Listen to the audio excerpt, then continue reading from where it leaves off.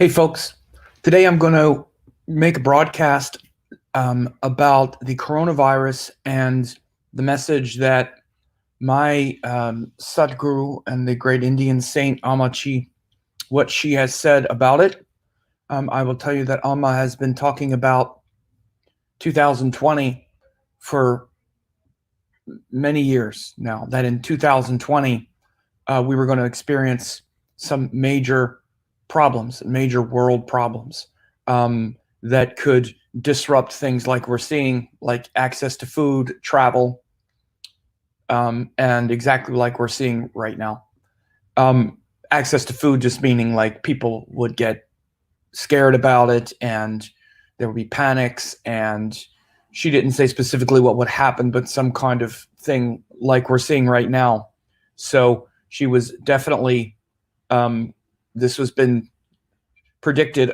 All the people that I know from the Amma community know that Amma has been saying this, and people even been asking her for years, so what's going to happen in 2020? What does it mean? You say 2020 is going to be hard. What do you mean? What do you mean? And she was like, and she was preparing us for this. So I want to read part of I'll just read the whole message because the first part is actually about business at the ashram in India, but I'll just read it. So this is her message from March 11th. It says, a message from Amma regarding COVID-19. Children, with the coronavirus spreading to more and more countries, people all over the world are experiencing a lot of fear, anxiety, and confusion. Everyone should pray intensely and work together to overcome the situation and endure these trying times. The ashram has received instructions from the central and state health departments, and they've dictated to us certain precautionary steps and preventative measures that we have to follow. Everyone should understand the gravity of the situation and cooperate. Slight carelessness on our part could be disastrous, so Amma hopes you all understand. Amma is not afraid of anything, even death. My only desire is to embrace people, giving them solace and comfort when they are distressed, even when I breathe my last. In the past 45 years, Amma hasn't canceled a single program due to any physical inconvenience, fear of circumstances, disaster of epidemic. However, Amma has a responsibility to adhere to the authorities' directive when the whole world is gripped by fear regarding this pandemic. Spirituality and Vedanta teach us to not run away from the challenging situations in life, but face them courageously. However, how do we do that in the current situation? It's like a terrorist is waiting just outside your house. The moment you open the door and come out, he will attack you. Similar is the situation with the virus. So we are left with little choice in the current scenario. We can only take necessary precautions and pray for divine grace. Those coming to India from abroad, those going out of India, and even those traveling within the country should follow the recommended precautions and be very careful so that they are safeguarded.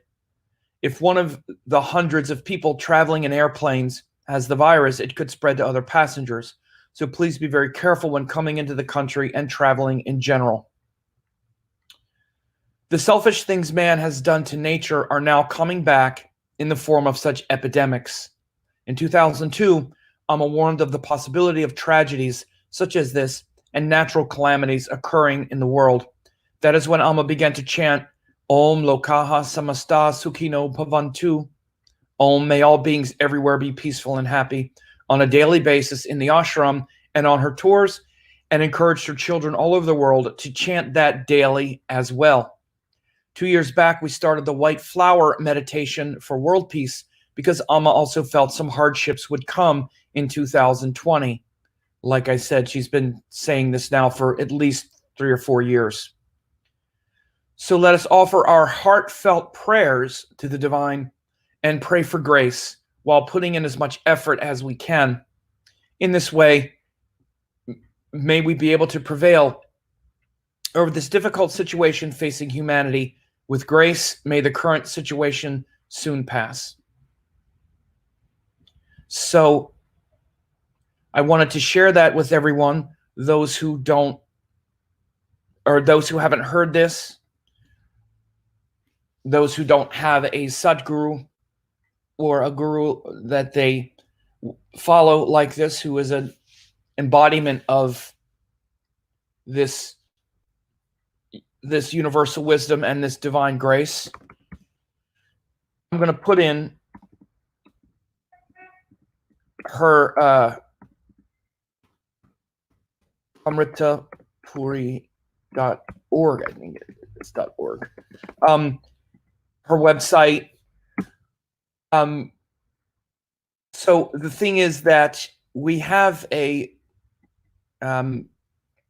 chance to, grow in deeper compassion and spirituality through every situation.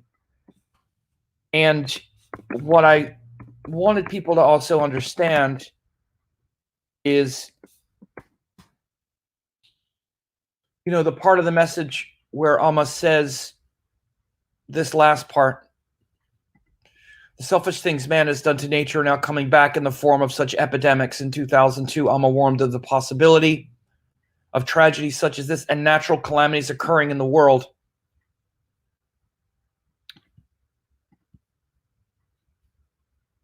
That is when Amma began to chant Om Lokaha Samasta Sukhino Bhavantu on a daily basis in the ashram and on her tours, and encouraged her children all over the world to chant it daily as well. 2 years back, we started the white flower meditation for world peace because Amma also felt some hardships would come in 2020. Again, Amma's been talking about these things for a long time. Amma always talks about the tragedies that we inflict on nature, in all forms, that we need to plant more trees. Of course, this is also representative of a vegetarian, compassionate lifestyle, where we know that the origin of these corona type viruses, or at least the recent ones that have come, are zoophilic, I think you call it, or they jump from animal species. And open air markets where animals are slaughtered are breeding ground for these kinds of hybridizing of viruses. Of course, the abuse of animals and animal, factory farming techniques. I don't just mean classical factory farming techniques like we have in the West that are more regulated, which are abhorrent in themselves. They also lead to terrible disease and destroy the environment. But then even more so, the open air wild markets in China and other places, the wet markets, are where a lot of these things are bred. Of course, other things that happen on the earth with the devastation to the globe are all wake-up calls that are coming into fruition now with these viruses. In addition, Amma continues, let us offer our heartfelt prayers to the divine and pray for grace while putting in as much effort as we can. In this way, may we all be able to prevail over this difficult situation facing humanity with grace, and may the current situation soon pass. I'm going to copy and paste this also into this box in case people don't know. The mantra is Om Lokaha Samastaha Sukhino Bhavantu. Lokaha Samastaha Sukhino Bhavantu. Lokaha Samastaha Sukhino Bhavantu. You could say it 9 times. And then Shanti, Shanti, Shanti means peace, peace, peace. And these prayers are said at all Amma programs now. And the white flower meditation is visualizing white flowers of peace falling all over the world to calm down the agitation in nature. I would say this as well, that just when we look at the response to what we've had to do in order to stop this spread, in order to stop the spread, what are the things we've had to do? Well, just notice aside from the gatherings coming together, what are the big things that we do to come together? Well, we get in these vehicles, we drive. Again, driving doesn't seem to be a problem, but as far as the transmission spread, but cruise ships are one of the most polluting. They are so full of pollution, a cruise ship, to the oceans, airplanes as well. Now, again, I live in this modern world, and I've probably taken more flights than I need to take. But what I'm saying is, look at what our reaction to this virus is already doing. Aside from making us self-quarantine, the most immediate results, even as Amma mentioned, was to stop flying, stop getting on cruise ships, and stop these things that in and of themselves spread contagion and pollute. Notice how they don't just bring us together to spread it amongst each other, but it's the intermixing of things like this that we take for granted. This is what I'm saying, is that in this modern world now, we've so taken for granted that this is just our right and our privilege to, that there's no price to be paid, that there's no price being paid for jumping on airplanes and flying all over the place. Thousands and thousands of flights every day, nonstop, constantly. There's no price to be paid for getting in cruises, again, burning all that fuel and all the pollution. There's no price to be paid because, well, it's us human beings, it's our right to do this.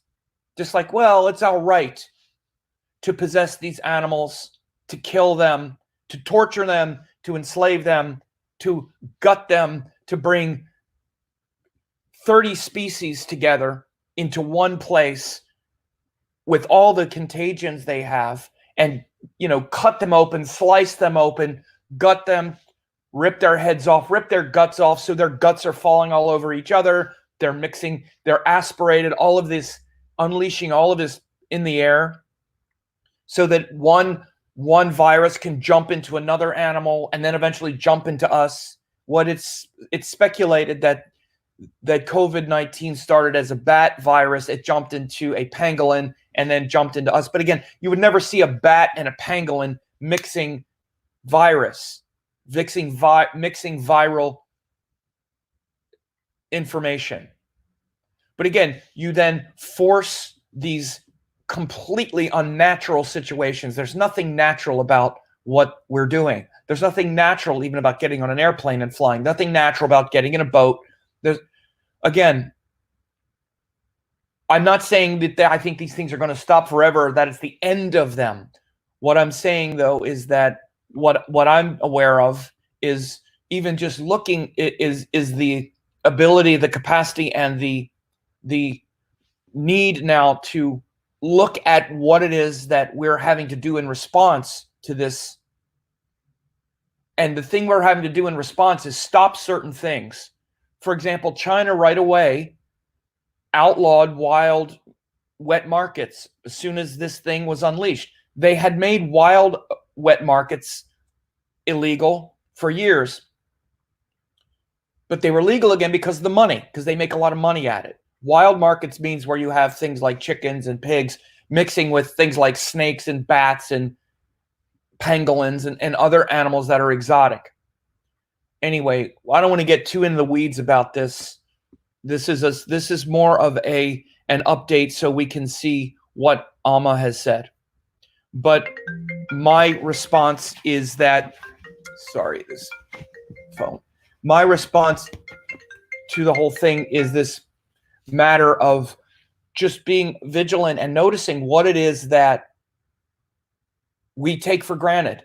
Oh, how in the world could this have ever happened now? Oh, this thing is going on. This thing didn't appear out of nowhere.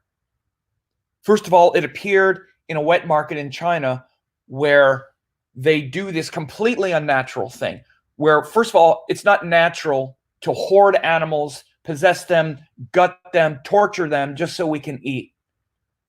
It might be possible in some circumstances. It's not natural. It's not natural for the animal. It's not natural for us. If you had to go do that, like if you're eating meat and you had to go actually do what it took to eat that, let's say that bacon that people love so much. Okay, if you really had to get that bacon for yourself, go find a wild pig, go find a pig, capture it, gut it, hang it upside down, do all the stuff that has to happen. Those things that are completely unnatural, brutal, vicious. Go do all that stuff and then tell me how much you enjoy that bacon. See, right now we're so insulated from the repercussions of everything we do. I'm blaming myself too. I just go get in my car, drive to an airport, get on a plane, and I'm delivered somewhere. Disconnected from the price that is paid. Everything, we pay a price for everything. In the form of that karma, or in the form of its nature or its effect on the environment, other things. And it started in this totally unnatural, unsanitary, disgusting practice in these wet markets. But it could have just stayed there. No, the reason now it's all over the place is because of our lifestyle. Because all these people that were in some province in China got on an airplane and went all over the place now. Now this delivery system where we deliver everything. And it's showing us our interconnectedness. Again, we're not just this is, again, can be a great learning opportunity. It is a great learning opportunity if we see it as such. I hope we learn, first of all, to somehow stop doing this to these animals this way. At least some consciousness and some awareness. At least that. So we think about it a little bit. I'm doing my part. And also think about unnecessary travel, unnecessary burden on the environment, because this comes at a price. With especially all of the travel and the fuel and the whole business and the world that we've set up based on our right to move this way and to travel this way.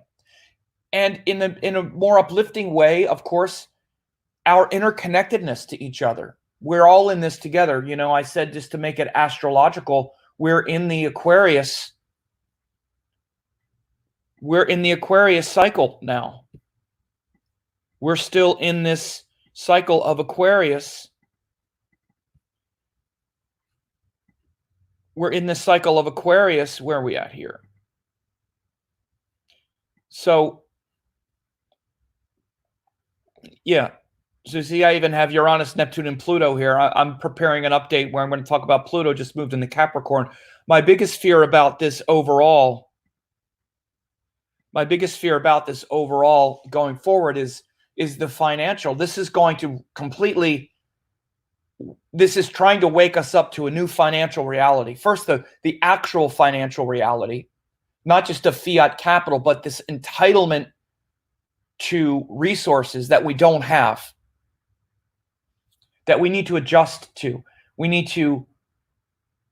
We're realizing that we're all in it together, so to speak, because someplace in China, what they're doing affects me in San Diego and people in Seattle or whatever, because now we move freely like this.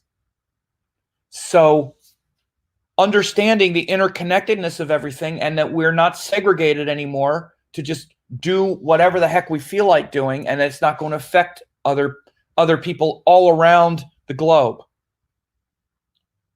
So my main message here today, and by the way, that's the Aquarius message. The Aquarius is that we're all in it together. Go back and look at the Aquarius forecast that I made, and the full moon in Leo forecast about the government, the people, how we're all in it together.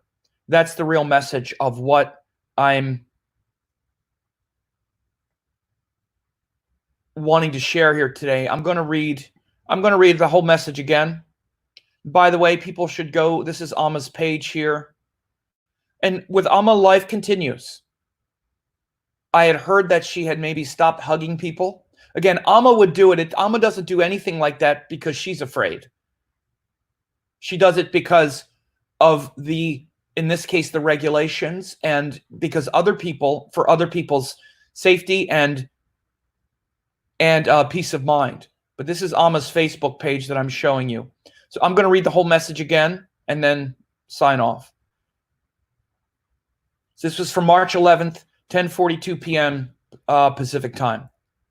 Let me take a little drink here.